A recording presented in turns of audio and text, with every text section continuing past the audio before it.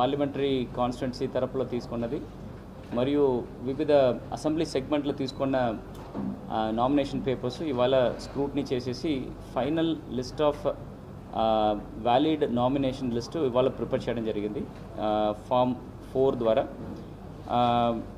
ఇవాళకి చూస్తే మొత్తం ఒంగోలు పార్లమెంటరీ కాన్స్టిట్యున్సీ పరిధిలో చూస్తే 32 క్యాండిడేట్స్ 61 నామినేషన్ సెట్స్ ఫైల్ చేస్తే దాంట్లో 7 క్యాండిడేట్స్ రిజెక్ట్ చేయడం జరిగింది.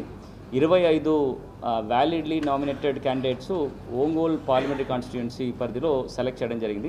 8 నియోజకవర్గంలో చూస్తే మొత్తంగా 206 టోటల్ క్యాండిడేట్స్ 354 నామినేషన్స్ దాఖలు చేస్తే దాంట్లో 158 క్యాండిడేట్స్ నామినేషన్స్ యాక్సెప్ట్ చేసి 48 క్యాండిడేట్స్ ఉన్న నామినేషన్స్ రిజెక్ట్ చేయడం జరిగింది. సో మనకి ఇప్పుడు 25th దాకా ఫ్రీ చేసిన రోల్ ప్రకారము total electors in the district total voters number సంఖ్య చూస్తే 18,22,470 మంది టోటల్ ఎలక్టర్స్ ఈ ఎలక్షన్ ప్రాసెస్లో పాల్గొనడానికి ఉన్నారు.